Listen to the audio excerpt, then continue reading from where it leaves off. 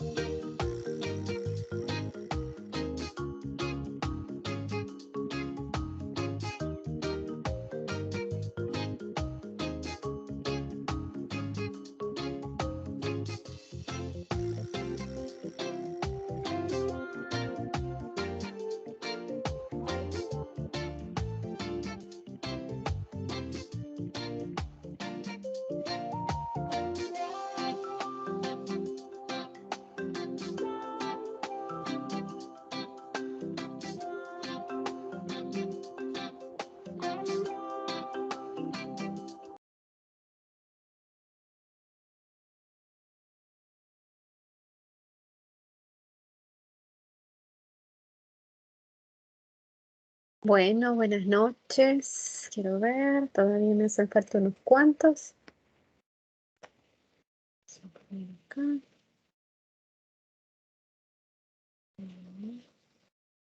No tengo que abrirlo, todavía no he abierto. Todavía no he abierto la. Aquí, estamos. Pues sí. Bueno, buenas noches a todos y todas. Vamos a ir empezando en lo que sus demás compañeros se van uniendo, porque no he visto que nadie diga nada todavía. He estado pendiente. Ok. Bueno, jóvenes, bienvenidos, bienvenidas. Espero que ya hayan logrado ver el video que les dejé, porque ahí les explico a grosso modo lo que tienen en la diapositiva. Y bueno, voy a hacerles otro resumencito Y dice, buenas noches siempre. Por si acaso ha quedado alguna duda, ¿verdad? Sobre el tema en específico que estamos tratando en esta semana. En esta semana estamos hablando de objeto y parámetro de control y estamos hablando también de legitimación, ¿verdad? Y de las partes procesales. ¿Quiénes más intervienen dentro del proceso? Entonces, solo hacerles una breve, retomar nuevamente lo que ustedes pudieron ya haber visto en el video, lo que pudieron haber leído. Y si tienen algunas preguntas, pues las vamos a subsanar, ¿verdad? En esta sesión, porque esa es la idea de la sesión, ¿verdad? Ir subsanando algunas inquietudes que ustedes tengan. Porque si fueran clases, entonces estarían en clases normales y tendría que darles las 4 horas semanales así. Sin embargo, la metodología es diferente y esa es una ventaja que ustedes tienen, pienso yo, porque en la virtualidad se aprende más. Ok, bueno, entonces hemos hablado o tendrán ustedes ahí uy, perdón, aquí esto es de la otra semana. Pues aquí, ay, me dije que no había agarrado el lápiz, solo que lo quiero color negro. Entonces hemos hablado de objeto de control. Ujú, y el parámetro de control. Eso es lo que ustedes han estado leyendo. Quizá nos vamos a borrar esto del parámetro de control y vamos a ver solo el objeto en este momento. Por si acaso ustedes tienen alguna duda. Ujú. Ok. El objeto de control, como lo hemos señalado, o como ustedes lo pudieron haber leído. Ay, perdón. ¿Quiere ser mi amigo el día de hoy? Puede ser, ¿verdad? Son las actuaciones de una autoridad, en principio autoridad, porque también tenemos particulares. Estas actuaciones pueden ser normativas, como ustedes las tienen ahí, o no normativas.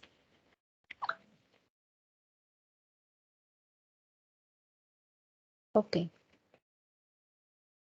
Cuando hablamos de actuaciones no normativas es porque estas han sido emitidas por aquella autoridad que puede generar derecho, como la Asamblea Legislativa, el Consejo Municipal con las ordenanzas municipales o el órgano ejecutivo con los decretos ejecutivos, ¿verdad? Y también cuando hablamos de actuaciones no normativas, estamos hablando de todas aquellas decisiones, este, mm, ya sea que sean judiciales o administrativas, pero que no están creando derecho, no están creando normas. Por eso decimos que son no normativas. Pero también podemos hablar dentro de las no normativas acciones, ¿verdad? U omisiones. Las acciones, pues, eh, una decisión de despedir a una persona, la resolución del juez sobre si condena a alguien, etc. Y dentro de las omisiones, el ejemplo más común que podemos ver es cuando se le solicita algo a una autoridad y esta no responde. Esta no nos responde nuestra petición o nuestra solicitud. Entonces, esa es una omisión, ¿verdad? No hace algo, lo deja de hacer, su obligación la deja de hacer. Pero entonces eso es el objeto de control, lo que podremos tener como control. Dentro de la lectura, ustedes tienen ahí, no sé si lo habrán visto, que se señala como objeto de control o se hace una discusión sobre el objeto de constitución. Sí, la constitución puede ser objeto de control. ¿Se recuerdan?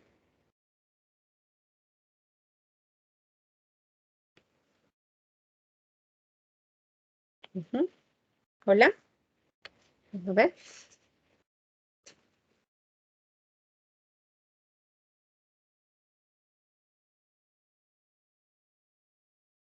Vamos a ver, Carla Patricia, ¿se recuerda de eso?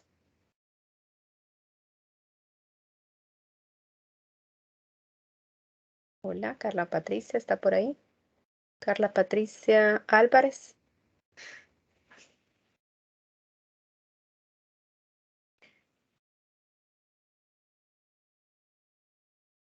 Hola Carla, no se le escucha. Tiene abierto el micrófono, pero no se le escucha. O yo no le escucho. Perdón. Pero ya tengo suficiente volumen. Ujú. ¿Quién me le ayuda a Carla? Porque no se le escucha. Vamos a ver, Mario. Mario Calderón. Buenas noches, licenciada. Buenas noches. Hola. Yo considero que, si no mal recuerdo, la Constitución sí podía ser un objeto de control porque era creada por un ente que podía emitir leyes como es la Asamblea Legislativa bueno, en aquel momento por una Asamblea Constituyente, vea. Entonces, creería que sí. Sí. Muchas gracias, Mario. Veamos aquí Fátima Guardia. Ah, tal vez estoy equivocada, licenciada, pero para mí creo que no, porque es el parámetro de control. Sí. Muchas gracias, Fátima. Vamos a ver, vamos a preguntarle a alguien más. A Luis Vallejo. A ver qué dirima entre las dos posturas antagónicas que tenemos ahorita. Disculpe, licenciada, pero fíjese que no he podido revisar el material de Ah, su materia todavía, está bien, pero no ya te... me voy a poner. Ok, está bien, no tenga pena. Solo sí, procuren hacerlo antes de venir a la sesión para que así tengan la oportunidad de preguntar si acaso hay algo ahí que no se logre comprender, ¿verdad? Pero ahorita no hay problema. Gracias por su sinceridad, ¿verdad?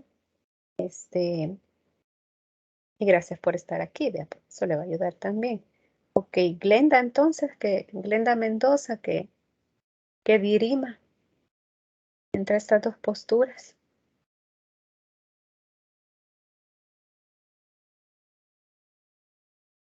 Glenda, ahí está. Sí, buenas noches, licenciada. Noche. Apoyo lo que dice Carlos, no, Mario Calderón, que efectivamente la Constitución sí es un objeto de control. Ujú. Ok. Y leyeron el amparo, la resolución de amparo que tienen ahí.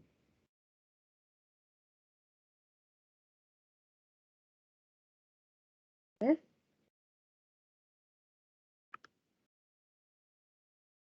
Sí. Aquí. Permítanme. Vamos a abrir el aula.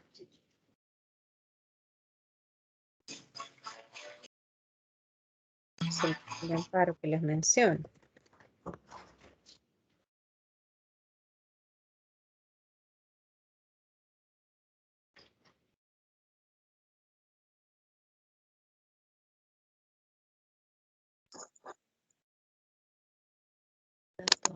Estamos en la...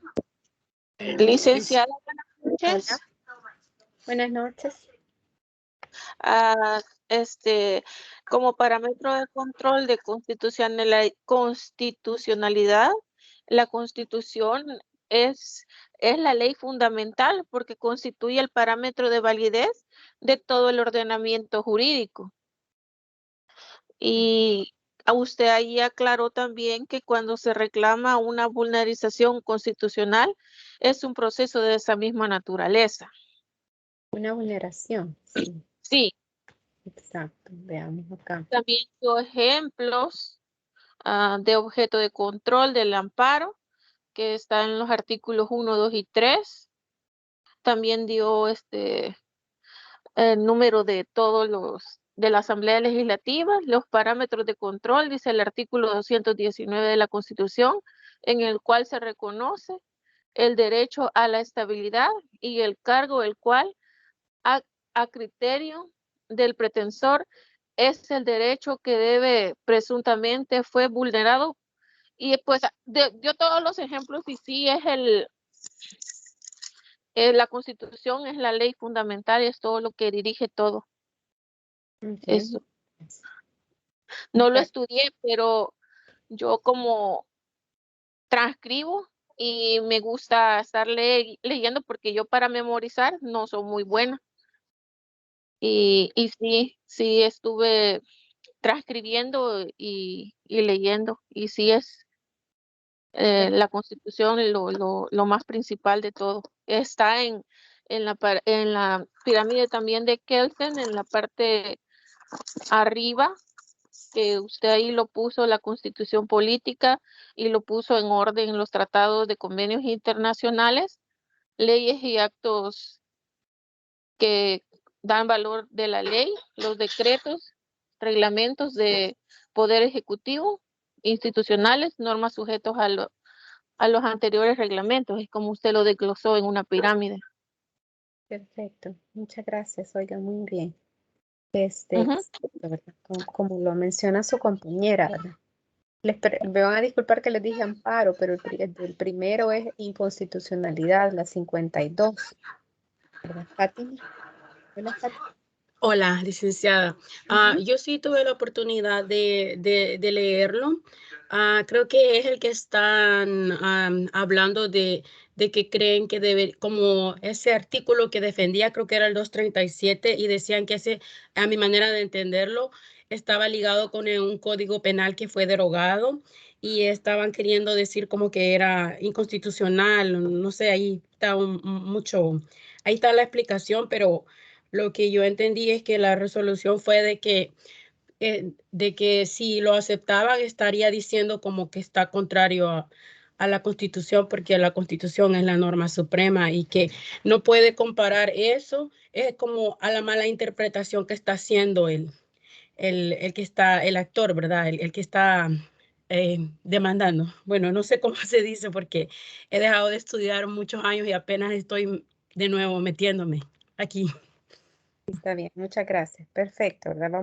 Vamos a ordenar muy bien como lo han dicho. Solo hay que ordenar las ideas, ¿verdad? Se entiende que han logrado estudiar, tal vez no tan a profundidad, pero lo han logrado leer o ver alguna parte del material. Muy bien. ¿Verdad? Solo señalarle, ¿verdad? Que eh, quiero ver, Mario establecía la postura de uno de los autores, ¿verdad? Del primerito. Yo no sé si ojalá no les haya desordenado ahorita que acabo de tocar los documentos. Yo se los había ordenado de manera que lo fueran leyendo en ese orden. A ver, no voy a hacer que se los haya tocado mal. Sí, se les muy. No sé por qué está esto aquí. Esto no tiene que estar aquí. Y está desordenado. La No constitución. sé, licenciada, porque así como usted lo puso, yo así lo tengo. Y también eso fue parte también de la tarea que usted también estaba pidiendo y que también a mí me costó encontrarlo porque como yo no tengo recursos, yo lo busco en el internet, pero ya después tengo que andar preguntando a los que tienen libros. Y usted ahí, eso yo lo puse todo eso en la tarea, pero no sé si me confundí también porque de las 14 constituciones que han sido cambiadas y todo eso, yo no sé también si entregué mal la tarea o qué, pero todo eso que usted dio, lo entregué ahí. Ok, está bien. Sí, tenemos, ya quizás yo se los había movido un poco, pero el orden de las lecturas es Constitución como objeto de control constitucional, la inconstitucionalidad 52-2005, luego control constitucional y control de convencionalidad, y después vamos a hablar de la legitimación procesal. ¿Verdad? Entonces, ahorita estamos hablando acerca del control, ¿verdad? Objeto de control.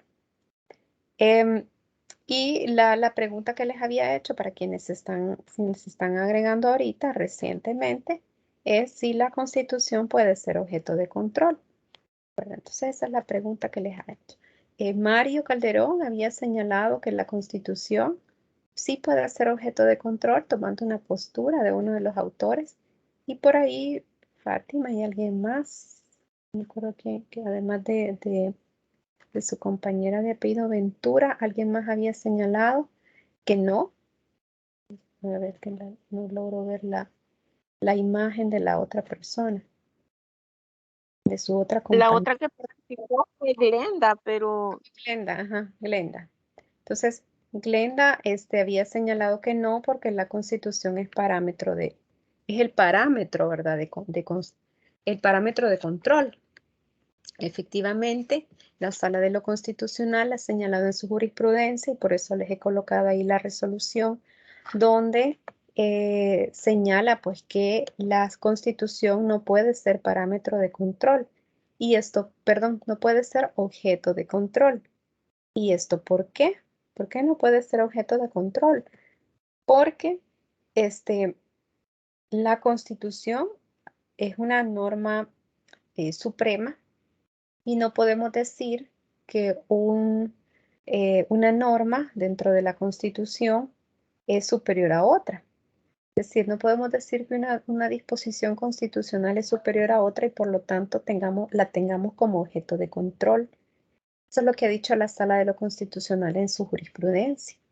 Pero entonces, tal como lo señalaba Glenda, la Constitución no va a ser objeto de control, sino que la Constitución siempre será parámetro de control, que es el otro término que hemos estado utilizando, ¿verdad? O el otro término que que ustedes han de haber leído o que tendrán que leer, ¿verdad? La Constitución es parámetro de control. No es parámetro de control. No puede ser objeto de control. El objeto de control es lo que se va a analizar, es lo que se va a evaluar si vulnera la Constitución. O si hablamos de un proceso concreto, es decir, habeas corpus o amparo, si esos hechos, esas actuaciones van a vulnerar derechos fundamentales que siempre están dentro de la Constitución, siempre son normas constitucionales. Pero entonces, las actuaciones, los hechos, las omisiones serán el objeto de control, el que se analizará a la luz de ¿quién? A la luz de la Constitución. Es decir, que la Constitución es el parámetro, no es el objeto, es el parámetro, y así lo ha establecido la jurisprudencia, ¿verdad? Hay consideraciones, así como las que planteó Mario, hay consideraciones de algunos autores, y por eso ustedes lo tienen ahí en su material, para que no desconozcan lo que otros doctrinarios opinan acerca de si se tiene o no se tiene la Constitución como objeto de control. Pero la jurisprudencia ha dado esos motivos, ¿verdad? Que la Constitución no está compuesta por normas que unas tendrán mayor jerarquía que otras, sino que todas tienen la misma jerarquía. ¿Qué es lo que tiene que hacer el intérprete de la Constitución? Tiene que interpretar de forma sistemática todas las normativas, de manera tal que no podamos decir que una norma es más constitucional que otra. No, eso no se puede decir, al menos dentro del ordenamiento jurídico salvadoreño, ¿verdad? No podemos decir que una norma es más constitucional que otra. Todas las normas son constitucionales y por lo tanto, y gozan gozan de la supremacía, ¿verdad? Y por lo tanto hay que respetarla, tanto quienes emiten normas, ¿verdad? Como aquellos que aplican las normas, ¿verdad? Entonces, tenemos esto, ¿está? ¿Ok? ¿Estamos bien hasta acá? ¿Ok? Más, ¿tendremos alguna otra pregunta? ¿Algo que quede ahí que todavía no se comprende entre objeto de control y parámetro de control? Yo ahorita no logro ver si alguien ha levantado la mano. Voy a ver. No, no veo. Licenciada, ¿Verdad? licenciada, yo estaba también leyendo lo de constitucionalidad, convencionalidad y constitucionalidad. No podría agregar algo ahí. Yo sé que todavía no hemos llegado a ese punto, pero eso es algo nuevo para mí y me gustaría ver qué nos pudiera decir ahorita de esto. Muchas gracias. Gracias, Fátima, por recordarme, porque ya ese punto ya se me había olvidado. Vamos a ver acá. Este punto sí se me había olvidado. Voy a borrarles esto porque vamos a borrarlo todo y vuelvo a ponerlo. Uy. No sé por qué no me lo borra. Creo que porque lo dejé en su momento. Vamos a abrir, vamos a poner otro. Ay. Pasa acá. Pues.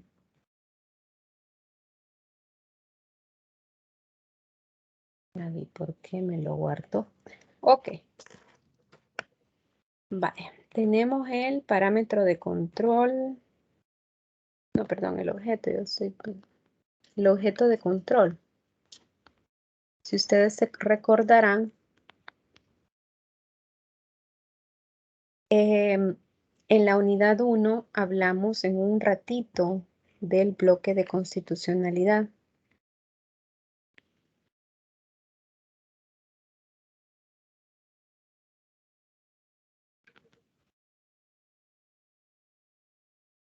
Bloque de constitucionalidad. Esto lo dijimos brevemente en la unidad 1.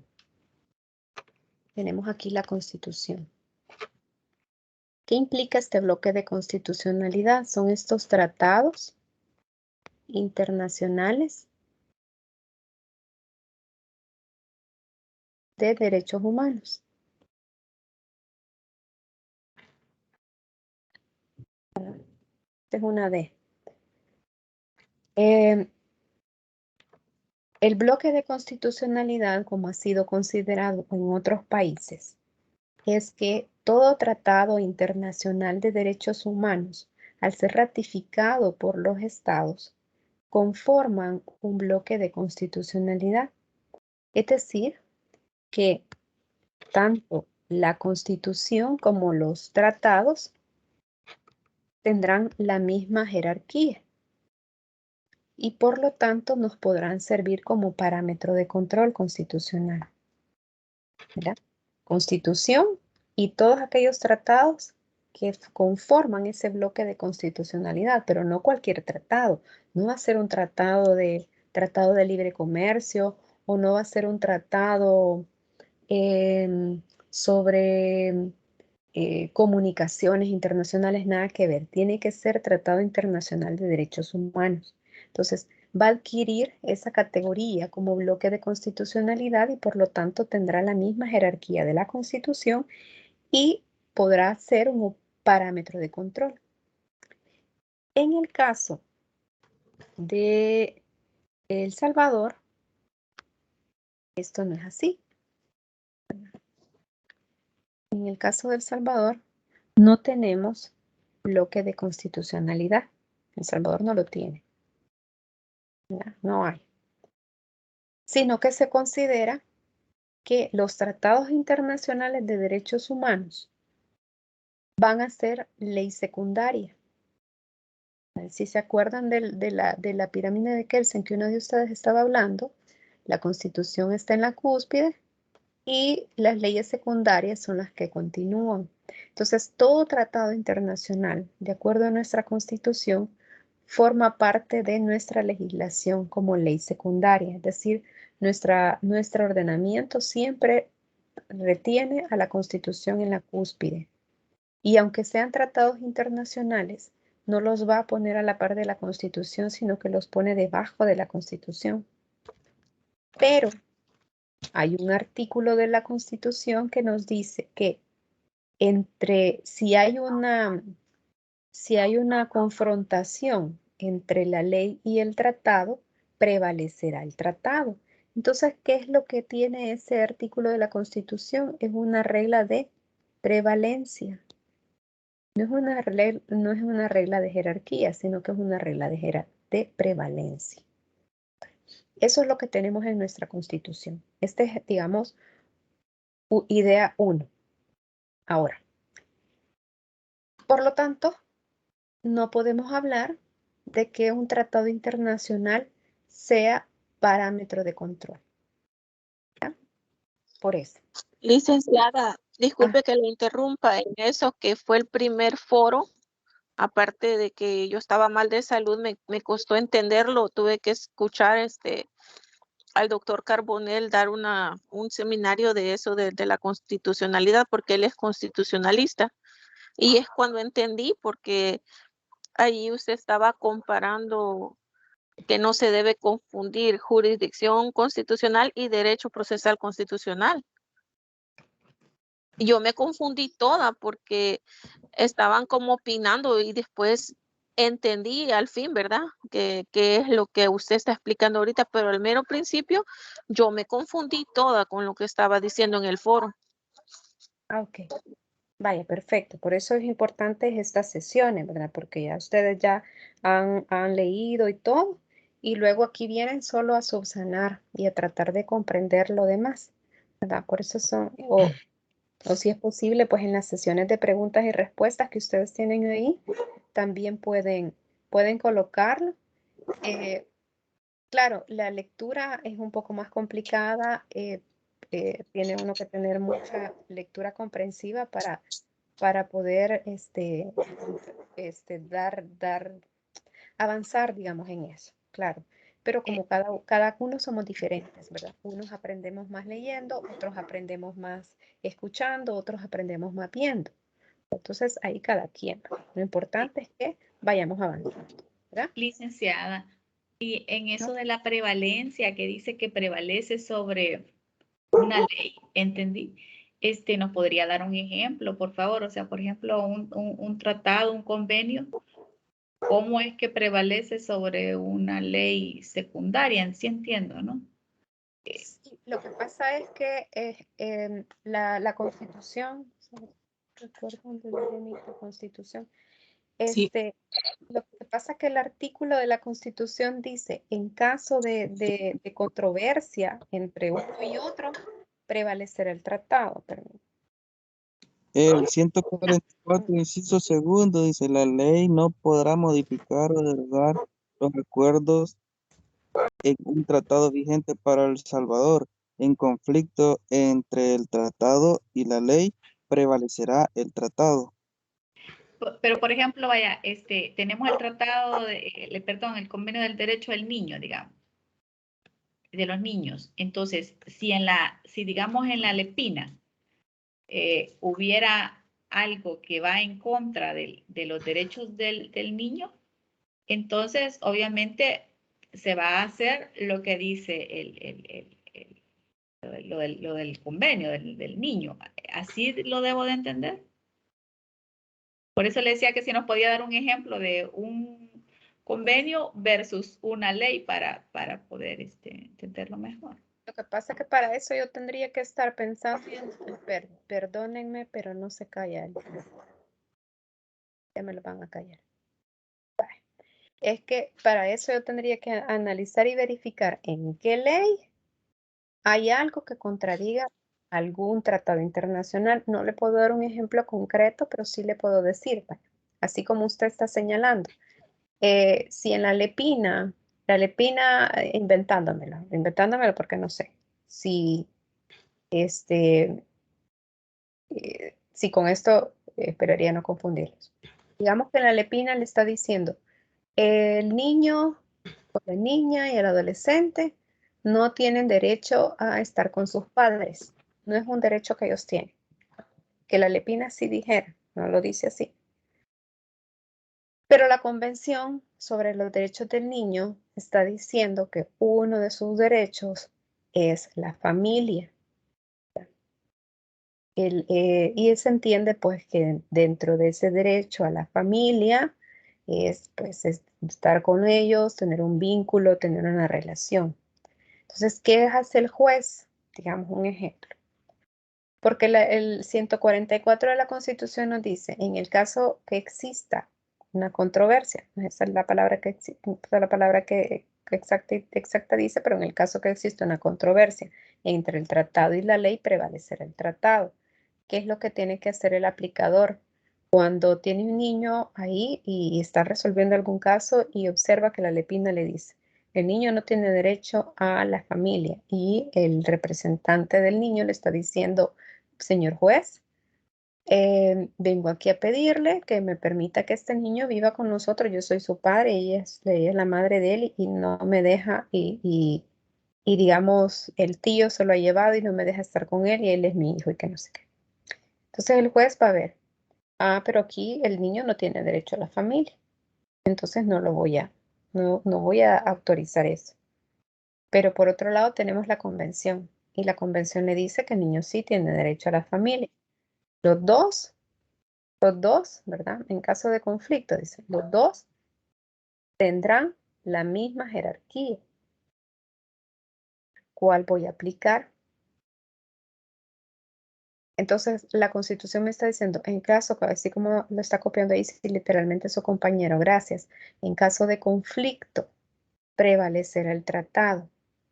Eso, en caso de que exista, ¿cuál de las dos voy a aplicar? Porque tienen la misma jerarquía. Y digamos que no puedo aplicar las reglas de las antinomias, que son, me imagino que ustedes ya las vieron, que ley especial prevalece sobre ley general, ley nueva prevalece sobre ley antigua. Quiero ver cuál es la otra. No, la especialidad, la antigüedad y me falta una. No recuerdo cuál es la otra regla. No vamos a aplicar esas reglas, están bajo la misma jerarquía. Entonces, ¿cuál voy a aplicar? El tratado, porque me está diciendo la misma Constitución que en caso de conflicto va a prevalecer el tratado. Pero eso, les estoy dando un ejemplo inexistente, ¿verdad? Pero si existiese un ejemplo, siempre va a prevalecer el tratado. Eso es lo que nos dice la Constitución. ¿Ya?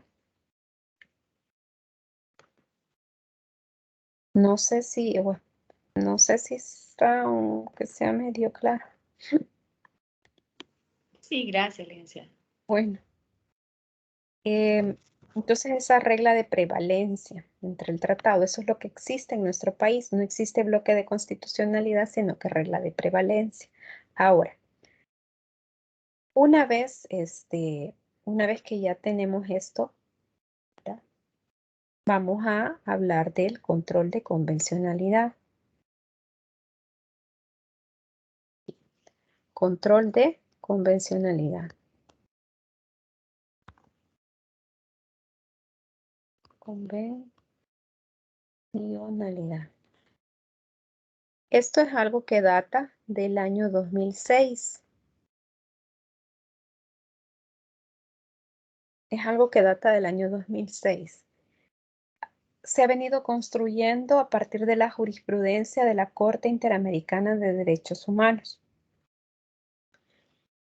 Y significa que todo juez de la República, además de hacer el control de constitucionalidad, ¿verdad? Que verificar que la norma que va a aplicar esté conforme con la Constitución, ¿verdad? Además de hacer el control de constitucionalidad, tendrá que hacer el control de convencionalidad. ¿Y esto con quién lo hace? ¿Con qué lo hace? Lo hace con los tratados internacionales de derechos humanos, que son ratificados por el Estado. Es decir, que aquí El Salvador, un juez de El Salvador, tendrá que, al momento de aplicar una norma al caso en concreto, a un proceso que él está queriendo resolver, verifica, vaya, voy a aplicar, sigamos con la lepina, voy a aplicar la lepina. Okay. Tengo que ver qué artículo de la lepina voy a aplicar y lo leo, artículo tal. Okay. Este artículo tengo que verificar que no esté vulnerando ninguna norma de la Constitución. Y digo, no hay ninguna vulneración constitucional. Ya realicé el control de constitucionalidad y verifico que no, que está conforme con la Constitución, no vulnera ninguna norma, no vulnera ningún derecho fundamental. Ok, ya hice el primer control. Pero se nos dice ahora, además de ese control de constitucionalidad, el juez tiene que hacer el control de convencionalidad. Entonces tiene otro chequeo ahí, para control de convencionalidad. ¿Qué significa esto? Que el juez tendrá que verificar que esa norma que va a aplicar no vulnere un tratado internacional suscrito por El Salvador, perdón, suscrito y ratificado por El Salvador, porque ya está ratificado, ya se obligó a nivel internacional. Entonces, ¿qué hará el juez? Quiero ver este artículo tal de la lepina. Ya pasó el control de constitucionalidad, estamos bien, pero ahora haré el control de convencionalidad. vulnera algún derecho de los tratados internacionales. Voy a ver, ¿la Convención Americana de Derechos Humanos? No, no vulnera ninguno. La Convención sobre los Derechos del Niño, porque estamos hablando de la Lepina, no, no vulnera ninguno. Digamos que hubiese otra convención que pudiésemos aplicar al caso, que fuera una niña la que estuviese involucrada, entonces vamos a ver la Convención Interamericana sobre la eliminación de violencia para la mujer. No recuerdo con exactitud porque el nombre es largo, entonces si verifica, no. Con la CEDAW, si El Salvador ha ratificado, ok, no, tampoco. Entonces ya ha realizado ese control de convencionalidad. ¿Qué significa?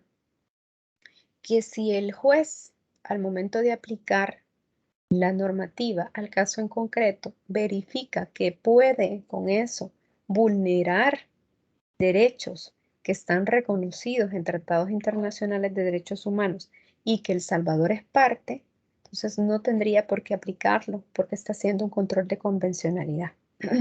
¿No? Entonces, no podemos decir que el juez, por eso se los he incluido en el tema, aunque en realidad esto no les corresponde. El control de convencionalidad está alejado de la Constitución, digamos así en teoría.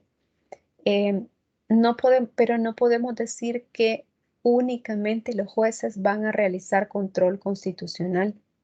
Los jueces también tienen que realizar control de convencionalidad. Y esto, digamos que relativamente para algunos jueces es nuevo. Aunque, como les mencionaba, esto viene desde el año 2006. Todo este trabajo del control de convencionalidad ya tiene sus años, ¿verdad? Desde el año 2006 hasta acá, ¿tendrá cuántos? 2016, 16 años más o menos. Si hago bien las cuentas, de estarse trabajando este control de convencionalidad, de volverlo obligatorio para todos los estados, el control de convencionalidad. Así como es obligatorio el control de constitucionalidad, en el caso de El Salvador, porque tenemos esa doble control, ¿verdad? El control de difuso y el control concentrado. Además de ser obligatorio el control difuso, para los jueces también es obligatorio el control de convencionalidad, incluso para la Sala de lo Constitucional. También la Sala de lo Constitucional tiene que realizar el control de convencionalidad.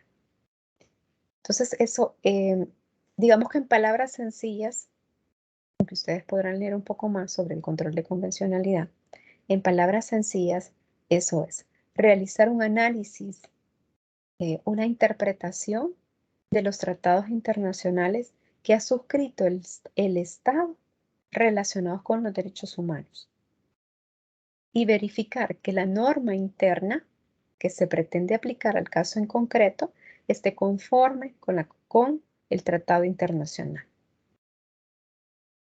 ¿Sí? Es una especie, digamos, si lo quisiéramos comparar, es una especie de control constitucional, solo que ya no lo haríamos con la Constitución, sino que lo hacemos con un tratado internacional. Es una especie, digamos, sí.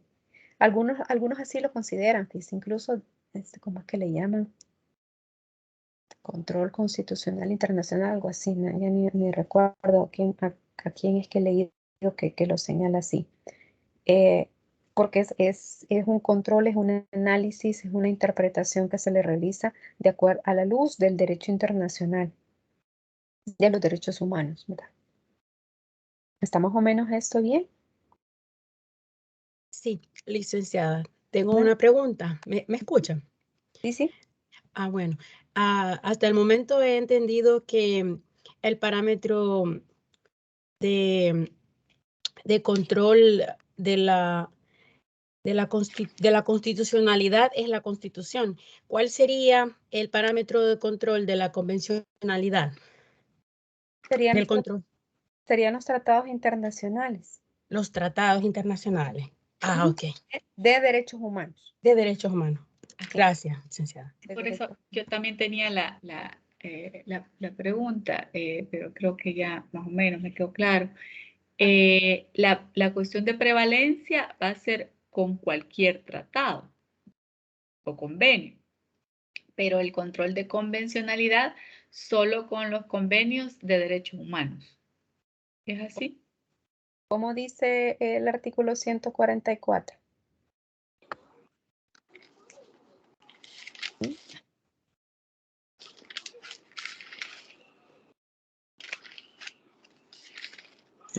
Lo que leí hace rato, licenciada, ¿Mm? o completo. ¿Cómo dice? Veamos.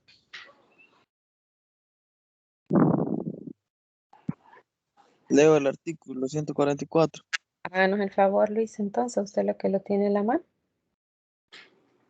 Los tratados internacionales celebrados por El Salvador con estos estados o con organismos internacionales constituyen leyes de la República al Ujú, entrar en vigencia, ujú, conforme a las disposiciones del mismo tratado y de esta Constitución. ujú. La ley no podrá modificar o derogar lo acordado en el tratado vigente para El Salvador. En caso de conflicto entre el tratado y la ley, prevalecerá el tratado. Ujú, exacto. Entonces, solo le alcanzo a ver el apellido, Calderón. Va a disculpar que no le alcanzo a ver el nombre. Entonces,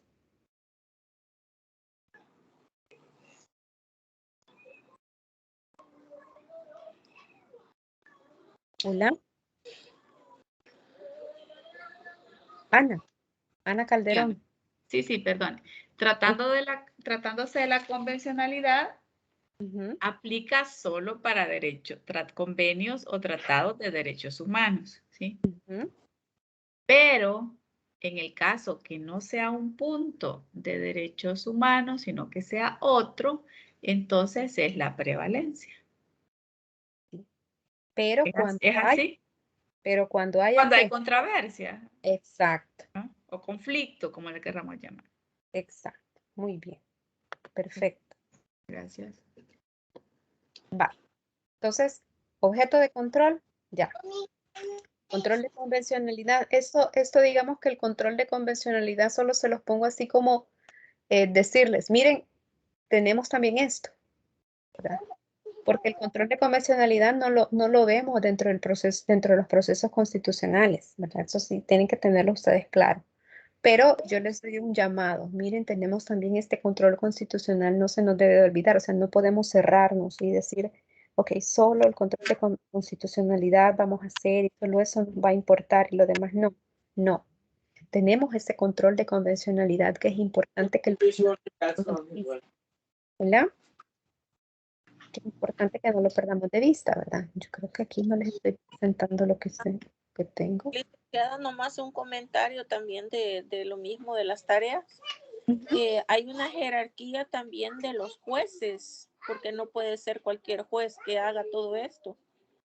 Y aquí por lo menos también estaban, eso fue en constitucionalidad de los magistrados y jueces, que dice que en lo referente al ejercicio de la función jurisdiccional son independientes los que están sometidos exclusivamente a la Constitución y a las leyes. No puede ser cualquier persona, igual que la pirámide de Kelsen tiene prioridades también, porque también leyendo al doctor Tinetti, todo lo que él vino, que cuando fue todo, que también usted estaba en la tarea, es igual, de todo lo de las constituciones, de todo lo que ha prevalecido, todo eso, no puede ser cualquier persona. ujú. Exacto, pero aquí en eso creo que lo tenemos por aquí. Vamos para acá. Puso un dibujito. Porque yo leí todo lo del doctor Tinetti, casi todo lo leí, y parte también de libros y todo eso. El doctor Tinetti es muy bueno. O sea, como es un manual, ¿verdad? Le va a servir mucho Sí, si lo leen. sí Va, lo leí. entiendo que a esto podría referirse, ¿verdad? Que existe esta jerarquía. Sí, Eso no porque puede significa ser cualquier persona. Disculpe. la pena. Existe esta jerarquía, ¿verdad? Que ustedes ven allá, en lo que ustedes ven en su pantalla. Esto no significa que uno de estos va a mandar, digamos, o al menos esa es la teoría, ¿verdad? Que un magistrado de corte le va a decir a un juez de paz cómo tiene que resolver. Ahora le va a ordenar a un juez de paz cómo tiene que resolver. Al menos esa es la teoría. O sea, se rige todo el órgano judicial, se tiene que regir bajo el principio de independencia judicial, que significa que cada juez podrá resolver de acuerdo a su criterio, siempre respetando la ley y la Constitución y además de eso los tratados internacionales. Entonces tendrá que resolver así. Nadie le puede decir cómo tiene que resolver. Hay independencia judicial. Ahora bien, existen ciertos controles, pero esos son controles que están determinados por la ley. ¿A qué me refiero con esto?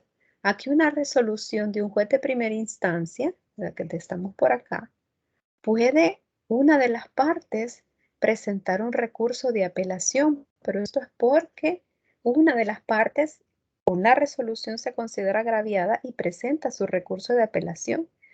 ¿Ante quién? Ante las cámaras de segunda instancia, y ellas resolverán controlando la resolución del juez, pero el juez ya emitió resolución. No es que la cámara le está diciendo, mire, usted tiene que resolver esto y esto y esto y esto.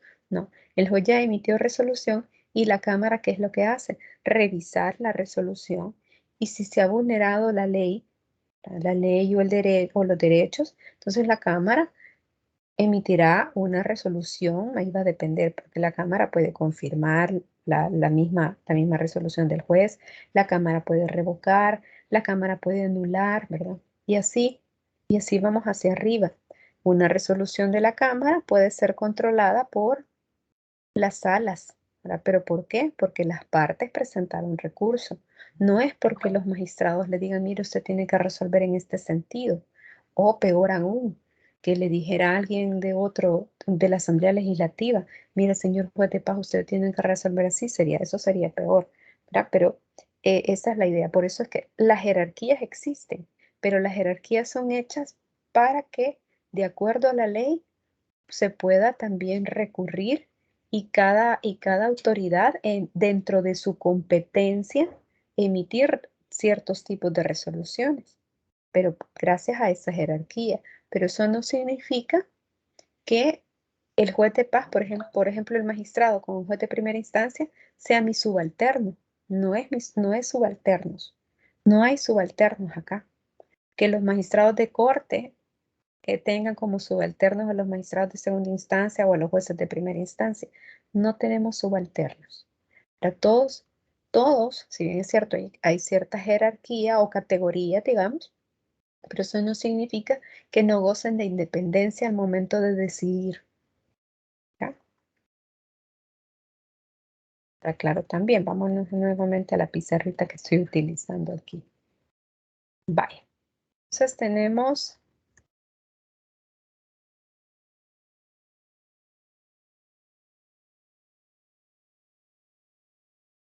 Vale, entonces tenemos objeto de control, parámetro de control. Ahora vámonos con la legitimación.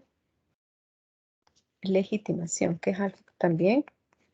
Legitimación. Ayer que estuve con el otro grupo, con uno que sí es presencial, estaba revisando la documentación también. Voy a tratar de este fin de semana escribirles también esto para que lo tengan ahí. Porque hay muchas ideas regadas en los artículos que ustedes han leído. Entonces mejor se los voy a escribir. Voy a tratar de escribírselos este fin de semana para que ustedes ya tengan ese material. Pero se los digo en este momento. Entonces tenemos legitimación. La legitimación es ese vínculo, ¿verdad? Como ustedes lo han podido leer ahí, o esa relación que existe entre el sujeto o los sujetos, ¿verdad? Entre los sujetos y el objeto de litigio. Objeto de litigio. O el objeto litigioso, como lo pueden encontrar. La legitimación es esa relación que existe entre el sujeto y el objeto de litigio. ¿No? Esa relación. Ahora, vamos a hablar de legitimación activa y de legitimación pasiva. algo que les quiero dejar claro aquí sería activa y legitimación pasiva por el otro lado. Pero esto de legitimación pasiva no es que venga de pasividad. No es que venga de pasividad, sino que tenemos activa quien acciona el proceso. Activa es quien acciona el proceso o quien puede accionar el proceso. Y pasiva, pues el demandado, el que va a recibir esa demanda. Pero no significa que es que no haya hecho nada, sino que tenemos legitimación activa. ¿Qué significa? Que va a ser el titular. ¿Titular de qué? Del derecho. A ver cómo estamos con la hora. Uy, ya estamos avanzados con la hora. Y pasiva es el actor, es la autoridad, perdón. Aquí me equivoqué. Es la autoridad o el particular, ¿ya? Autoridad o particular, que ha vulnerado el derecho. ¿Que ha vulnerado el derecho de quién?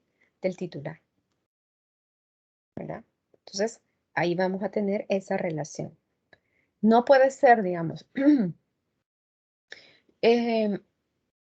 digamos que los ejemplos que con ustedes, no sé si los he dado o les he mencionado, que yo vaya al hospital Rosales, y por un tratamiento que necesito, tengo una enfermedad, es una enfermedad que por la misma situación tengo necesidad de que me estén dando medicamentos continuamente.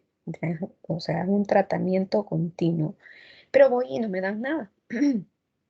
Los pido, llego al director y no me da nada, ni siquiera me contesta. ¿Tendrá legitimación pasiva de ese caso el alcalde de San Salvador? Pregunta.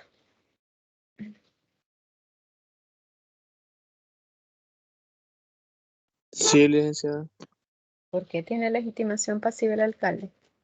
Voy a pasar, si me va a pagar. No, para mí que no, porque si usted dice que fue al Rosales, Ujú.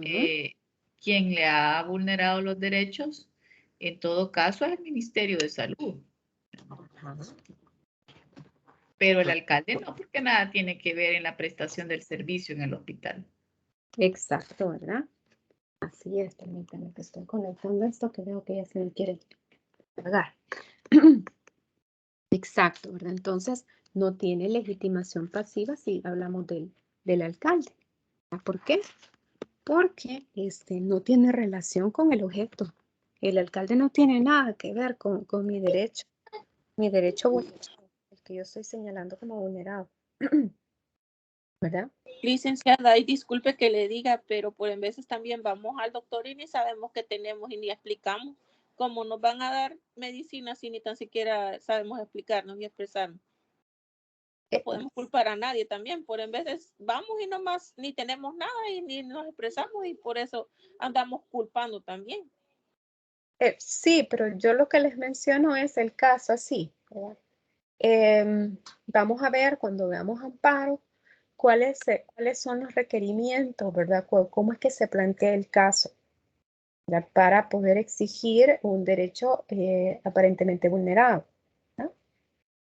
A mí me pasó eso con mi hijo, pero porque fui como 10 veces al doctor, mi hijo con cáncer y no lo detectaban, pero yo insistí 10 veces, pero porque sabía que mi hijo tenía algo. Ujú. Okay. Por eso me refiero a que, porque es por en veces detectar cáncer es bien difícil, para que yo haya ido como 10 veces y que también no tenía nada, ahí sí fue negligencia del doctor, pero también cómo va a culpar uno a un alcalde si ni siquiera tiene nada que ver ahí. Exacto, ¿verdad? Entonces, por eso, esos son los ejemplos que yo les estoy planteando para que logremos distinguir quién es la autoridad, quién tiene legitimación pasiva y quién no la tiene, ¿verdad? Por eso. Vaya, ahora otro ejemplo.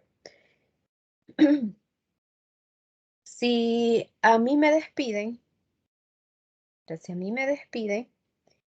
digamos que yo trabajo en En la alcaldía de San Salvador. Si a mí me despide el Consejo Municipal, dice un acuerdo y vamos a despedirla y no me siguen el proceso para hacer mi despido. Puede ir mi vecino a decir que quiere iniciar un proceso de amparo, digamos. No, No, ¿verdad? ¿Por qué? ¿Por qué? ¿Por qué no puede? porque no es el Porque titular del No se le han derecho. vulnerado los derechos. Exacto, no es el titular del derecho. No existe legitimación. ¿Verdad? Entonces, si va mi vecino, ¿qué va a hacer el Consejo Municipal? Es decir, rechácele la demanda porque él no es el titular, no tiene legitimación para presentarse. ¿Verdad? Entonces, muy bien, ¿verdad? Ya logramos más o menos comprender esto de la legitimación, pero también hemos hablado, ¿verdad? También tienen dentro de su material y dentro de estas diapositivas otros términos, ¿verdad? Otro término, que es la postulación, que eso ya lo vimos acá. Cercano aquí. Sujetos procesales, perdón. Los sujetos procesales y la capacidad de postulación. Vamos a ver para allá. Los sujetos procesales. Y estos son quienes actúan dentro del proceso. ¿Quiénes pueden actuar o quienes pueden presentar la demanda? Si hablamos de sujetos procesales activos, vamos a hacer aquí la diferencia. Activo, vamos a hablar de amparo, de habeas corpus y de inconstitucionalidad. Si hablamos de sujetos procesales activos, podemos decir que puede ser el titular del derecho, el representante legal,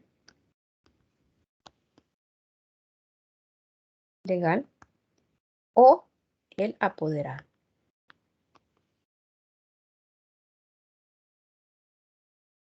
Titular, el representante legal o el apoderado. Titular, yo. Para mí me vulneraron el derecho, yo puedo ir ante la sala a presentar mi demanda de amparo. Soy sujeto procesal activo. Es decir, ejerzo acción. Ahí voy y presento. Mi representante legal. ¿Quiénes pueden ser representantes legales? En el caso de un niño, niña, adolescente, sus padres o quienes ejercen, o si están bajo tutela, ¿verdad? Quienes ejercen la tutela. O puede ser también una persona jurídica, ¿verdad? Que necesita actuar por un representante legal, porque la persona jurídica como tal no lo va a poder hacer, porque es una ficción. No puedo tocar a la persona jurídica, es diferente de la persona natural o la persona física. Ella sí como tal puede ir. La persona jurídica como tal no puede ir, necesita su representante legal, que tiene obviamente que acreditarse. Y otra opción que tenemos es a través del apoderado.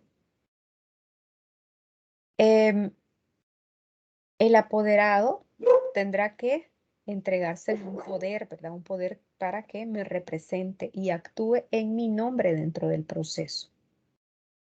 Ya vamos a hablar de la postulación procesal.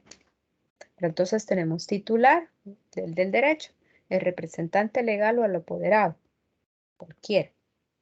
Puede ir como sujeto procesal activo. En cambio, en el habeas corpus, puede ser el titular siempre, a través de su representante legal, no podemos negarlo, puede serlo, pero el representante legal cuando estamos hablando de una persona natural. ¿Por qué les hago esta referencia?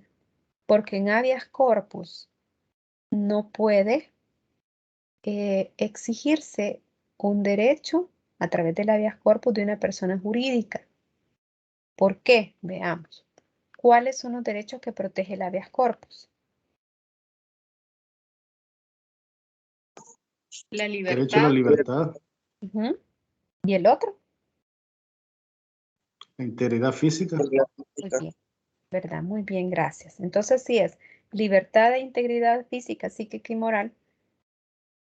¿Esos derechos le podrían corresponder a una persona jurídica? No. No, No. ¿verdad? Exacto. Pero entonces, habeas corpus sí no podemos decir que va a ir una persona jurídica a exigirlo, no puede. Que sea ella, ¿verdad? La agraviada, ¿verdad? Que sea ella la agraviada, no puede. Sí se podría hacer por un apoderado, pero no es exigible. O sea, no, ¿por qué? Porque el habeas corpus tenemos una figura que se llama,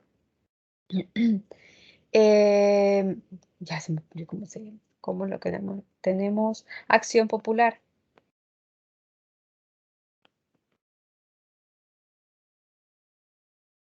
Acción popular.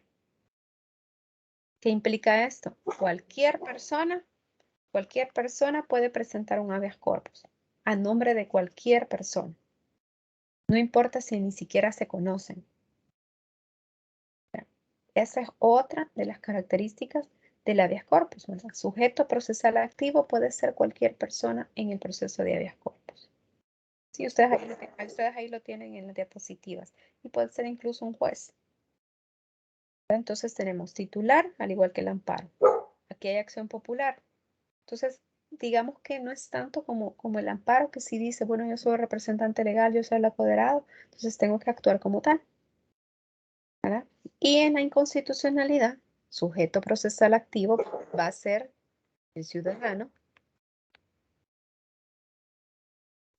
Aquí sí es necesario comprobarle a la sala que yo soy ciudadano.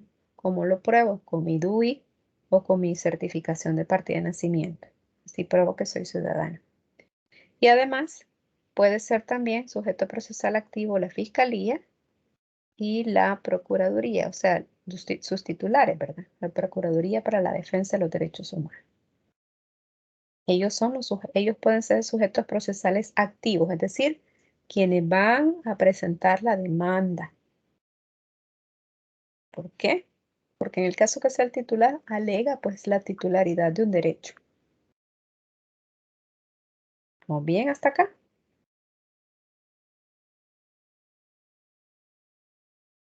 ¿Ok? Hoy también hemos hablado, ustedes lo tienen ahí, los sujetos procesales pasivos. ¿Quién será el sujeto procesal pasivo?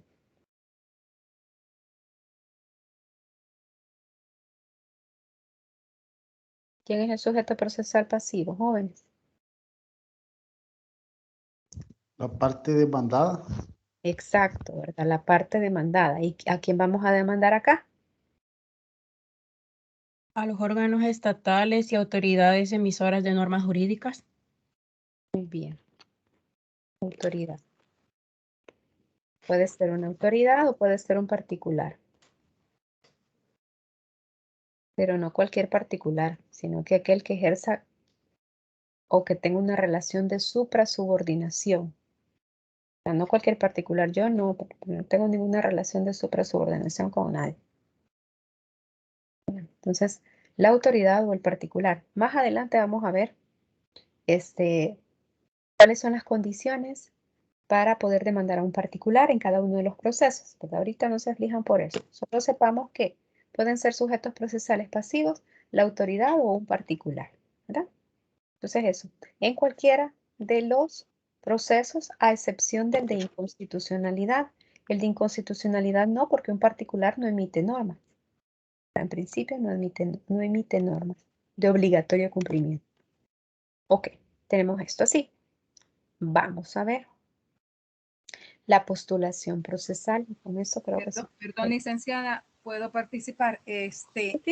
Revisando el material, no aparece esa parte, faltó esa diapositiva del sujeto procesal pasivo, porque solo nos aparece después del proceso de habeas corpus, van los sujetos procesales activos, donde está la acción popular, está el sujeto activo principalmente y están los tribunales competentes, pero luego ya se pasa a la postulación procesal.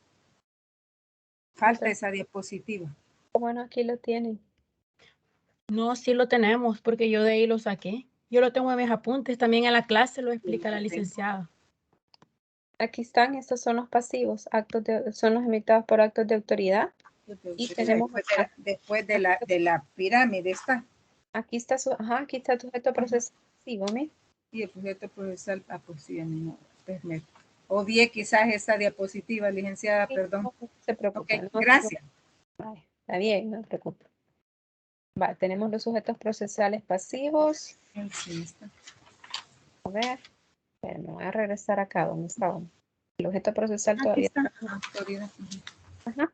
Vale, entonces, pasivo, autoridad y particular. Y lo último que quiero, a lo que quiero llamarle su atención y recordarle, ¿verdad? Y si no, a ver si habrá otra pregunta acá, son la postulación procesal. Yo esperaría que les haya dicho en el video de que la postulación procesal en el caso de los procesos constitucionales no es obligatoria, como sí lo es en otros procesos, como por ejemplo en los procesos civiles y mercantiles.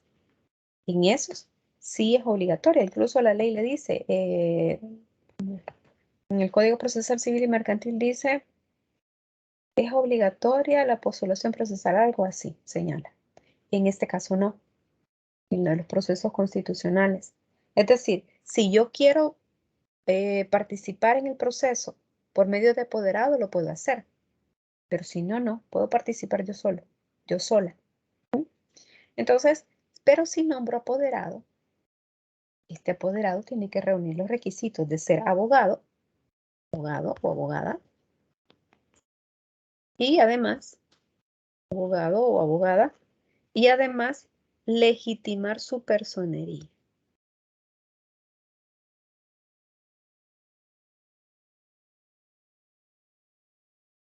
Y, bueno, ¿cómo legitima la personería el abogado? ¿Qué tiene que presentar el abogado? ¿Qué documento tiene que presentar el abogado al tribunal para probar que realmente es el apoderado? Un poder. Exacto. Un poder. Muy bien. Un poder. Con esto va a legitimar su personería. Entonces, ya sabemos que lo tiene que presentar. ¿De acuerdo? Cuando es apoderado. No simplemente va a llegar y decir, buenas, aquí vengo, soy el apoderado de fulanito, de menganito, de tal. Mucho gusto. No, tengo que ver, buenas, aquí está mi poder, que me acredita como tal. ¿Sí? Ok. ¿Qué pasa si este apoderado renuncia? Tenemos opciones. Porque acordémonos que el apoderado es alguien que yo, titular del derecho, lo he contratado, hay una relación, ¿verdad? Pero puede ser de que ya no estemos de acuerdo, ya no quiero mantener yo esa relación y le digo, mire, ya no quiero que usted me represente, etcétera, por cualquier motivo. Entonces viene el apoderado y renuncia. Puede ser, presenta el escrito y dice, bueno, vengo a renunciar. Con eso no significa que el caso va a dejar de caminar. No, el caso va a continuar. ¿Qué puede pasar? Que yo nombre otro apoderado o que quiera continuar yo sola, sin necesidad de abogado. No hay ningún problema. El proceso va a continuar y no se va a detener porque no hay un abogado nombrado o que porque se inició con abogado y ya no está. No hay ningún problema. Entonces, se presenta el otro. Si yo decido que sea otro abogado, va a presentar el siguiente y va a decir, vengo a sustituir al anteriormente nombrado. Y aquí está mi poder. O no necesariamente deja de trabajar el primero y yo quiero contratar a otro para que le apoye. Entonces va a llegar el otro y va a decir, vengo aquí no a sustituirlo, sino que a actuar conjuntamente con el abogado anteriormente nombrado. Entonces ya actúan los dos. Entonces hay diferentes formas de que alguien como abogado que ejerza su postulación lo realice en mi nombre. Y ninguna de ellas, digamos, va a tener una incidencia en el desarrollo del proceso, porque exista el abogado, porque no existe el abogado, porque renuncie el abogado, porque llegue a sustituirlo o porque llegue a actuar conjuntamente, eso no va a detener el proceso. No va a detener el proceso. ¿Estamos bien? Sí. Exacto. Licenciada. Mándenme. En el caso de un querellante en materia penal, él tiene una postulación también activa. Sí, pero es materia penal. Sí, correcto. Ujú, ujú. Es igual, es una postulación también, aunque sea en materia penal, es una postulación. Esa era mi pregunta. Ah, ok, sí, porque no puede haber el querellante, digamos, no puede ser un ingeniero. Sí, correcto. Ujú, ujú, Ok, gracias. ujú. Pero no es obligatorio que participe. La víctima no necesita abogado que lo represente en un proceso penal. Para eso está la fiscalía. Claro, obviamente hay momentos en los cuales la víctima se siente más identificada y por lo tanto nombra parte querellante. Sí, lo que sucede es que en la actualidad con el tipo de representación fiscal que existe o por el otro lado la representación legal por parte de la Procuraduría, pues a veces es necesario acudir a otros recursos pues para conocer más de cerca, como en calidad de víctima, más de cerca el proceso, ¿verdad? Por eso decía que a menos que la víctima no se sienta cómoda pues con el fiscal, puede nombrar querellante, pero el querellante sí tiene que ser abogado o abogada. Y Sí, aparte de eso, un poder especial, ¿verdad? Para querellar, no es cualquier poder. Que no se lo claro. vamos a hacer. Ujú. Gracias. Bueno, la orden. Vamos a ver aquí, quiero ver. Sí, me hacía falta, antes de que nos vayamos retirando y o que ustedes me den más preguntas, me hacía falta decirles los intervinientes, otros intervinientes. Eso ya se los mencioné también en el video, pero por cualquier cosa se los recuerdo. Habeas corpus e inconstitucionalidad. Otros intervinientes en amparo, fiscal de corte. Y tercero beneficiario. Aquí esto creo que el tercero sí se lo voy a volver a explicar, porque en la mañana tuve bastantes personas que estuvieron dudando con el tercero. Habeas corpus, no tenemos nadie más, no hay otro interviniente. En habeas corpus solo participa la parte, ¿verdad? Procesar, es decir, quién ha demandado y la autoridad demandada. Y en la inconstitucionalidad, en el proceso, participa el fiscal general de la República. Este es otro interviniente dentro del proceso de inconstitucionalidad. Puede ser, no siempre, puede ser que tengamos otros intervinientes que llamamos como amigos del tribunal, aunque en realidad el fiscal y el fiscal acá general y el fiscal de corte acá ejerce esa función semejante, porque ellos lo que hacen es dar una opinión técnica sobre el caso en específico. Entonces, de esa manera ayudan al tribunal a resolver, más no es vinculante, es decir, la sala de lo constitucional no se obliga a cumplir lo que dice el fiscal general, sino que ella resuelve aunque el fiscal le haya dicho otra cosa. Y tenemos estos amicus curiae. Curiae, ojalá que lo haya escrito bien, sí, curiae. Que a veces alguien, alguna organización civil, etcétera, llega y presenta su escrito queriendo ejercer como amicus curiae, pero no es lo normal. No es lo normal. Ok, ahora vámonos con el tercero beneficiado. Aquí quiero llamarle su atención para que quede claro. Con este amicus curiae, perdón, con este tercero beneficiado, mírenos acá. Este tercero beneficiado significa que existe una actuación que le ha venido a beneficiar en ese proceso aparte. Y que cuando el titular del derecho que dice que se le ha vulnerado presente el amparo, si el amparo es a su favor, a favor del titular del derecho, podría de alguna manera afectarle al tercero beneficiado. Por ejemplo, tenemos aquí a un fulanito, tenemos aquí a otro fulanito. Acá este demanda a este en un proceso civil y dice, mire señor juez, este señor dejó de pagarme $5,000. Viene el juez y emite sentencia.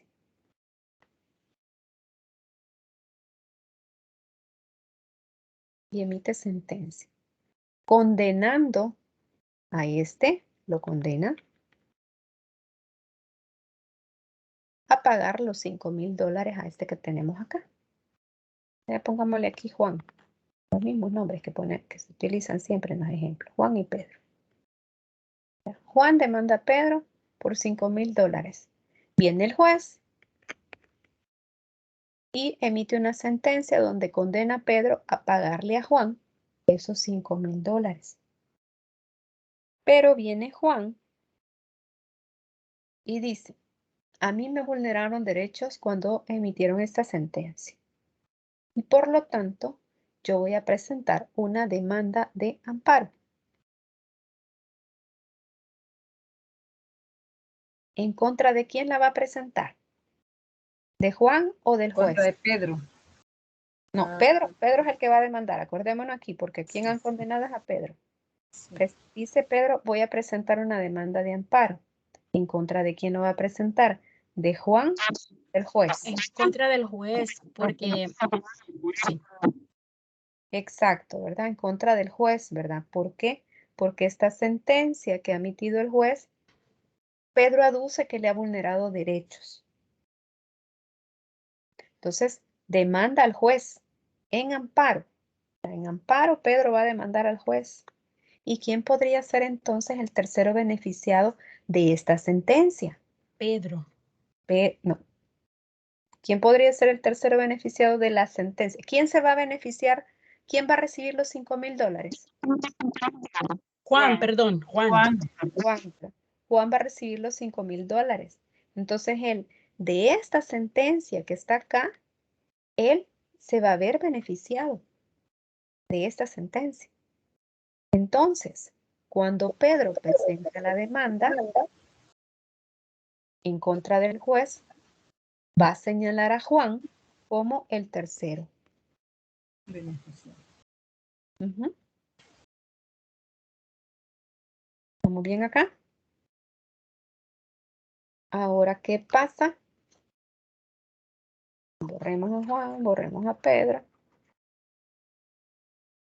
¿Qué pasa si yo voy?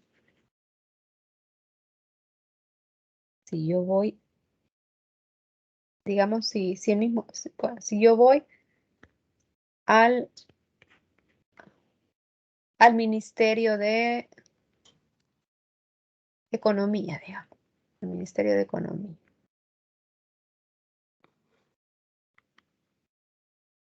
Y le presento una petición al ministro. Le presento una petición, una solicitud al ministro. Y pasan 8 meses, 10 meses, y el ministro no me ha contestado esa solicitud. Entonces yo digo, bueno, tengo que presentar una demanda de amparo por vulneración a mi derecho de petición. ¿A quién voy a demandar?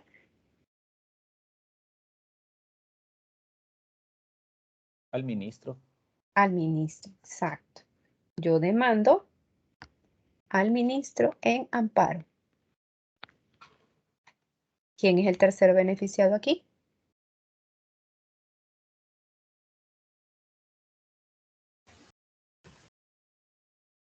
¿O ¿El no hay? demandante? ¿O no, no ahí no hay. No, perdón, ahí no hay. Solo son dos. Exacto, aquí no hay. Perdón, licenciada, y en este caso no es conveniente ir a lo contencioso administrativo, porque es alguien del gobierno, es una institución de gobierno. Yo les estoy dando los ejemplos ahorita, no me quiero adentrar mucho a cuestiones que ya son meramente del proceso de amparo. Porque entonces sí lo voy a empezar a confundir con información que todavía no debemos de tomar en cuenta en este momento, sino que lo que quiero que quede claro es esa relación de quién es el tercero, quién es el demandante, quién es el demandado. Hay casos en los cuales es necesario agotar, hay casos, no todos, porque no todos se van a agotar en sede ordinaria. Así como usted lo señala, hay casos que se pueden agotar en sede ordinaria, es decir, yo antes de irme a un proceso de amparo, voy a tener que ir, puede ser a un proceso laboral, cuando hay vulneraciones a derechos laborales, a un proceso contencioso administrativo que puede contener también vulneraciones a derechos laborales o otro tipo de vulneraciones de derechos, ¿verdad? Entonces, pero ahí todavía no nos metamos. Solo quedémonos con el ejemplo aquí, digamos que ya puedo ir yo a demandar en amparo, ¿verdad? Le agradezco, hay que tenerlo muy en cuenta eso que usted está mencionando para cuando ya veamos amparo, que es en la siguiente unidad, logremos establecer cuáles van a ser, digamos, que yo no puedo ir a amparo siempre, ¿verdad? Porque me lo pueden rechazar. Pero bajo esta idea que estamos teniendo aquí los sujetos, sí me interesa saber que ustedes logren distinguir quién puede ser tercero, quién puede ser el demandado, quién puede ser el demandante o actor, ¿sí? Por eso me estoy quedando solo así, digamos, aquí arribita, no estamos profundizando tanto, porque todavía no nos corresponde. Pero yo sí le agradezco por su interés, pero tengámoslo ahí en el tintero, ¿verdad? Así como usted muy bien lo señala, nos vamos a ir cuando ya lo veamos en amparo, ya profundizamos más, ¿sí? ¿Ok? Bueno, entonces aquí tenemos ya vimos, tenemos al ministro de Economía como el que podemos demandar. Y aquí la persona que ha solicitado va a ser el demandante. Es como les preguntaba, ¿hay tercero beneficiado o no hay tercero beneficiado? No, no hay. No tenemos ningún tercero beneficiado. ¿Por qué? Porque el ministro de Economía ni siquiera se ha pronunciado, no ha dicho nada. Hay una omisión de parte del ministro de Economía, ¿verdad? Entonces no todos o no siempre vamos a tener un tercero beneficiado. Eso también lo tenemos que tener claro para cuando ya vayamos a amparo. ¿Sí? Cuando ya estudiemos en amparo, no siempre vamos a tener un tercero beneficiado. Aparte de eso, estos son sujetos intervinientes. Los que ustedes tienen acá son sujetos intervinientes. ¿Qué significa? Que no es necesario que estén en el proceso. ¿Quiénes son los que no pueden faltar? El sujeto activo y el sujeto pasivo. Ellos son los que siempre deben de estar. ¿Por qué? Porque hay una contención. Si el fiscal de corte nunca dice nada, no va a influir en el proceso. Si hay tercero beneficiado, se le notifica al tercero beneficiado la existencia de un proceso de amparo y se le está corriendo traslado y no se pronuncia, no va a afectar en nada el desarrollo del proceso.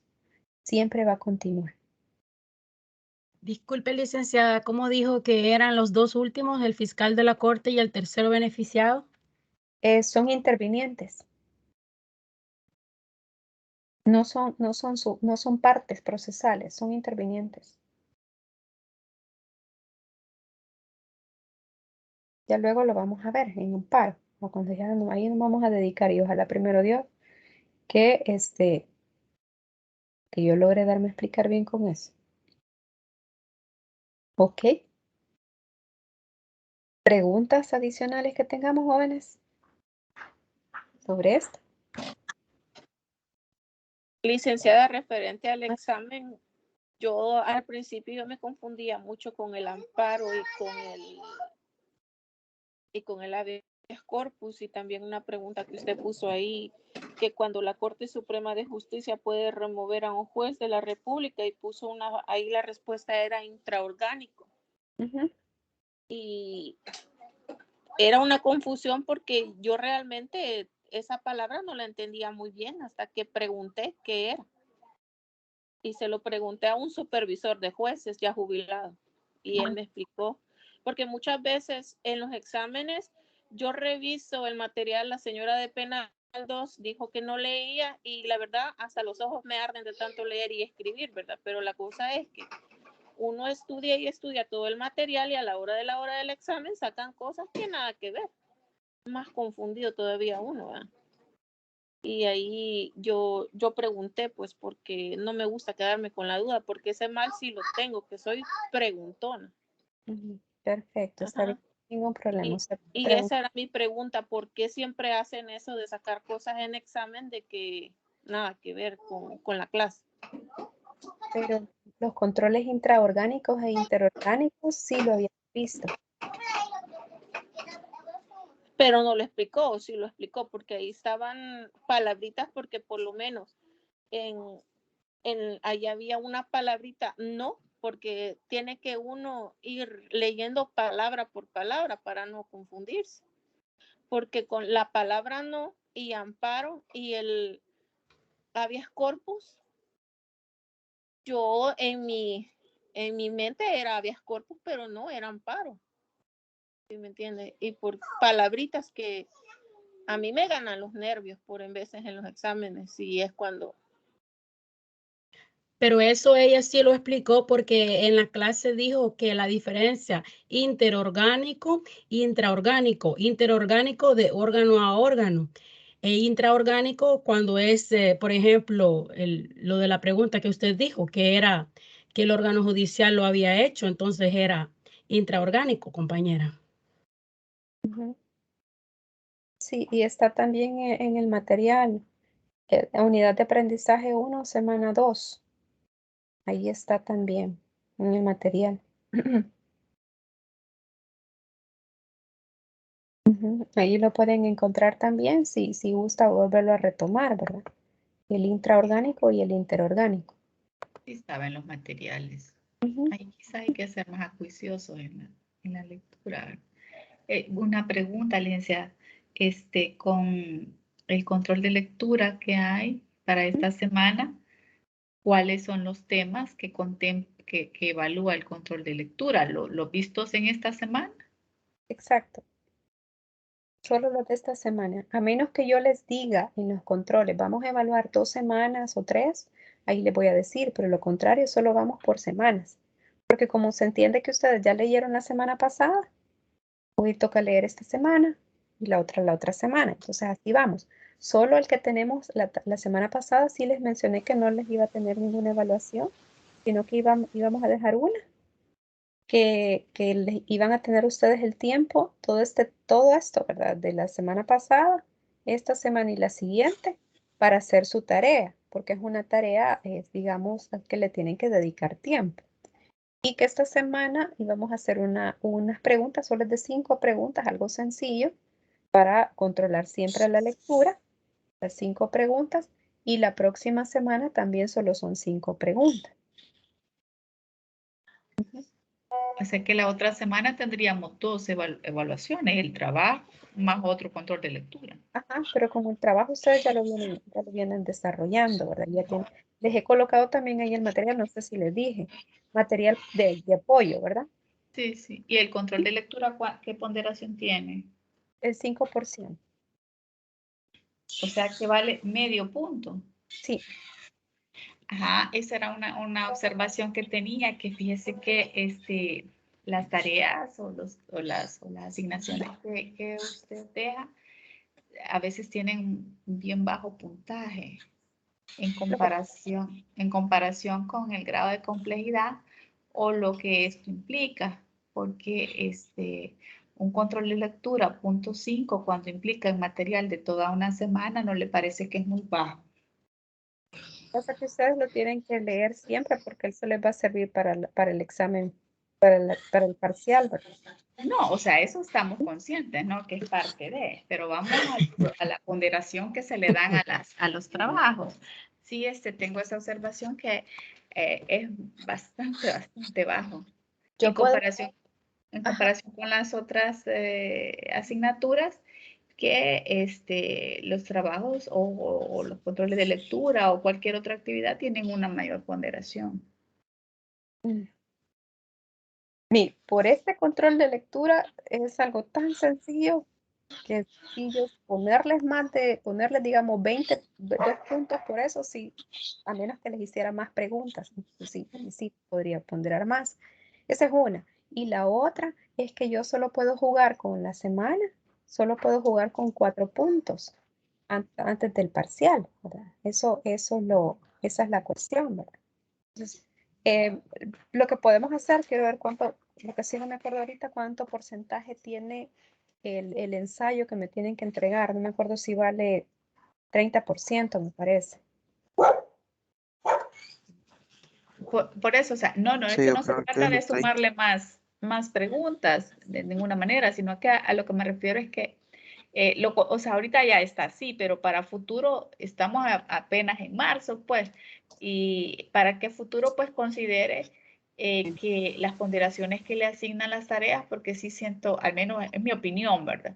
Sí siento que son muy bajas para el tiempo o el esfuerzo que se le invierte. El ensayo tiene el 30%. Sí, gracias, sí. Es que eso sí va a requerir bastante de su parte. Por eso sí necesita 30%. Si les daba, para mí ponerle un ensayo 20% es muy poquito. Para mí, porque sí requiere una elaboración de parte de ustedes.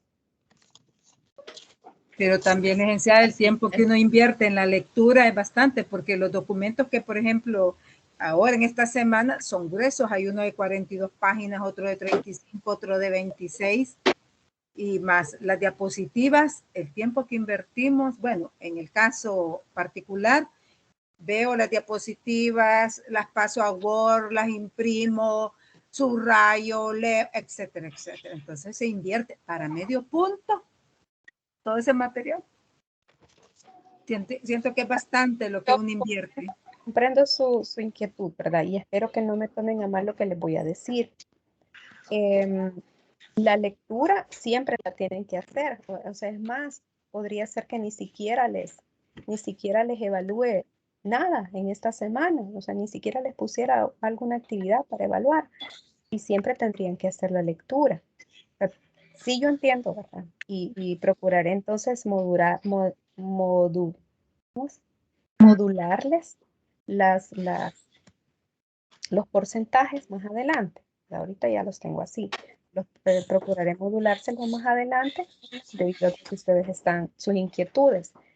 Pero digamos, el argumento de mire todo lo que tengo que leer para que solo me ponga 5%, no lo veo tan convincente como que usted me diga, mire, el nivel de preguntas que usted me está haciendo para que solo me ponga 5%, sí lo veo un poco desproporcional. Ahí sí, pero igual la cantidad de documentos siempre la van a tener que leer, se evalúe o no se evalúe, porque es parte de su aprendizaje. Espero que no darme a explicar, espero que no darme a explicar mal y que ustedes lo comprendan, comprendan de forma diferente. A eso me refiero, ¿verdad? Pero no, sí. No es en ese sentido, sino que tanto material, bueno, es bastante, licenciada, y sabemos que todo es importante, que lo debemos de aprender, o sea, tomarlo, ¿verdad? Pero es bien bajo la ponderación realmente. Está bien, tomarlo para más adelante. Bueno, yo, en mi opinión, 1000 disculpas a los compañeros, pero la licenciada, la doctora Karen, está haciendo buen trabajo, porque la de penal nos está valorando un examen en 100% y ella está haciendo un poco más flexible. Sí, entonces yo no diría nada, porque en eso ustedes tienen impresor y yo le digo que es mi segundo año aquí en la universidad. Yo no me acostumbré a impresores, yo estoy graduada en el 98, yo escribo y los felicito. Y la carrera es virtual.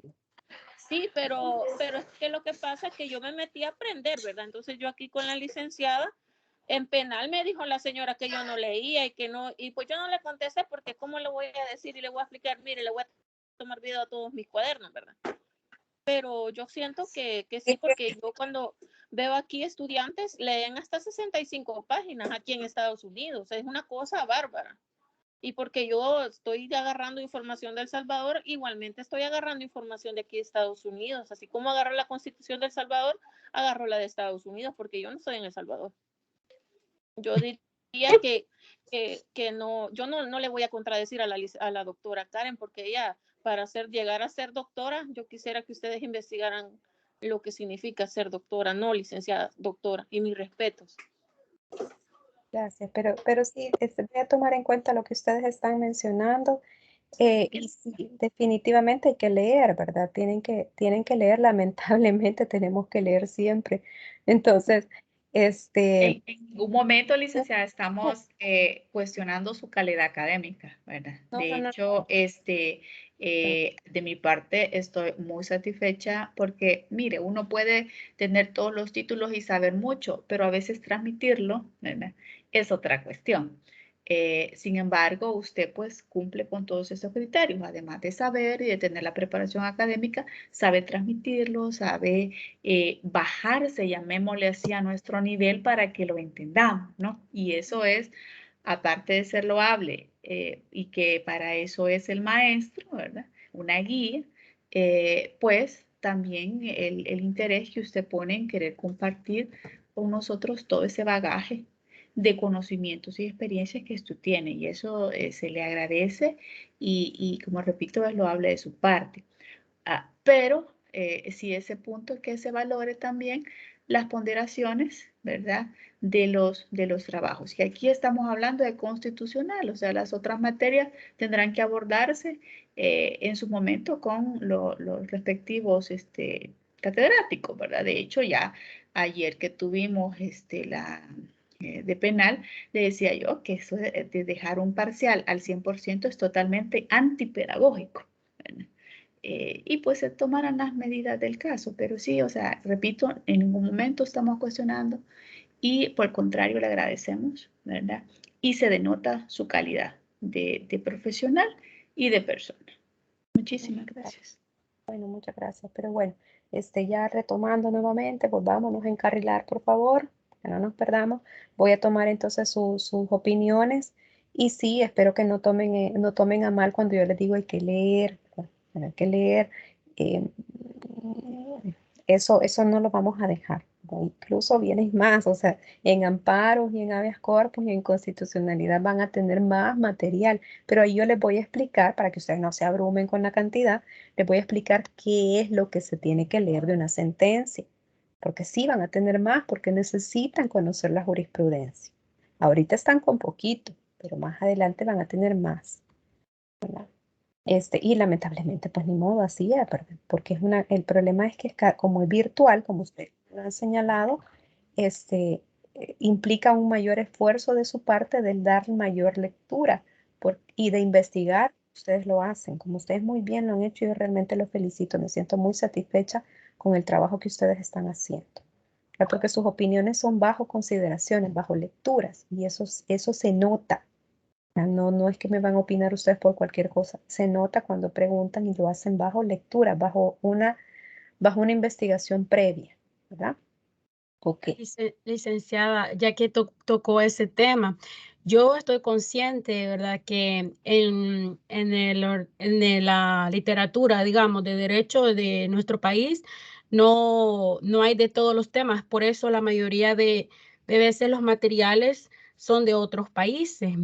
¿Qué me aconsejaría? Porque a veces encuentro un poco tedioso cuando ponen, por ejemplo, yo sé que a veces lo comparan a manera de entender la doctrina, ¿verdad? En general, pero a veces se van como, el material es mucho sobre, por ejemplo, artículos de España. Yo trato de sacarle como el punto de lo que es la doctrina, no lo más así, pero ¿qué me podría aconsejar para eso? Porque yo sé que hay muchas cosas que las debo de obviar porque me puedo equivocar y quererlas poner como al ordenamiento jurídico de nuestro país, que es lo que estamos estudiando, ¿verdad? Hay ciertas consideraciones cuando usted muy bien lo ha señalado, que son artículos, y si usted puede comparar qué es lo que dice la Constitución con lo que le está presentando la Constitución de México, por ejemplo, y si son diferentes, entonces ahí hay que verificar si realmente eso se está aplicando en El Salvador. Para eso nos sirve la jurisprudencia. Igual ahorita estamos, digamos, conociendo qué dice más o menos la doctrina y todo, y cuál es la doctrina que se está aplicando al país. Por eso es que les puse hoy 2 sentencias, ¿verdad?, dentro de su material de lectura. ¿Por qué? Porque si ustedes ven qué es lo que dice, qué es lo que ha dicho la Sala de lo Constitucional sobre esos temas, para que no vayamos tan así. Es importante que ustedes lo conozcan, pero también es importante que sepan cuál es la jurisprudencia, ¿verdad?, para lograr aterrizar. Sí, yo me estaba confundiendo, ay, perdón que la interrumpa, me estaba confundiendo con cuando se refería en el material que nos dio, ¿verdad?, de lo de la Constitución, de la constitucionalidad que era de España, que menciona de la, ay, hasta ya se me olvidó, licenciada.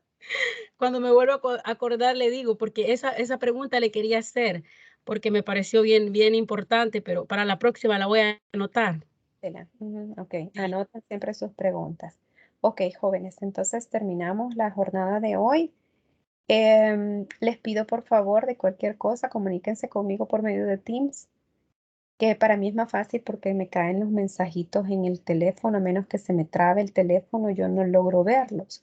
Pero cuando ya abro mi computadora aquí en la casa, ya me saltan todos los mensajes que tengo en Teams. Para mí es más fácil por ahí. Entonces, mándeme. Ya me acordé. El Tribunal de Constitucional, ¿verdad? Que es la sala de lo constitucional para nosotros, ¿verdad? Sí. Eso era, porque estaba confundida. Ok, está bien. Bye. Ok, muy bien. Igual, incluso la sala se llama tribunal en las resoluciones. Este tribunal dice la sala, no se preocupe. Ok. Eso quería saber. Gracias. Bueno, aquí tenemos a alguien pendiente en los chats. Valores 10%. Ok. Bueno, entonces nos vemos la próxima semana. Gracias a Dios ya no tenemos ningún problema en cuanto a los horarios. Y vamos a ver. Creo que sí. Tenemos hoy la actividad esa, solo son 5 preguntas. Sigan trabajando, por favor, con el material y con el ensayo. Cualquier cosa me pueden preguntar por Teams o si no por correo electrónico, pero para mí es más fácil por Teams, ¿verdad? Si me hacen el favor para yo poderles responder con mayor prontitud. Si no, también estoy siempre, hoy ya veo ya hoy sí ya me caen las alertas en el correo de que tengo mensajes pendientes. El problema es que se me van a veces hasta abajo, pero eso ya es mi deficiencia, van a disculpar. Entonces, a veces yo siento que ya le contesté a alguien y de repente me vuelve a decir, mire, le pregunté y yo, ay, perdón. Entonces, pero porque se mueven todos los mensajes, pero eso es pura deficiencia mía tecnológica, van a disculpar. Entonces, si es posible, escríbanme el Teams o escríbanme por todos lados si ustedes quieren, ahí yo les contesto. Bueno, entonces finalizamos. Tenemos eso, tenemos el ensayo. Acuérdense, la próxima semana es la última semana ya antes del parcial. Entonces, si hay alguna duda que tengan ahí, aunque sean de las semanas anteriores, anótenla y la próxima semana resolvemos antes del parcial, por favor. ¿Ok? Muchas gracias, licenciada. Gracias. Gracias y buenas noches. Buenas noches. Buenas noches. Buenas noches, compañeros.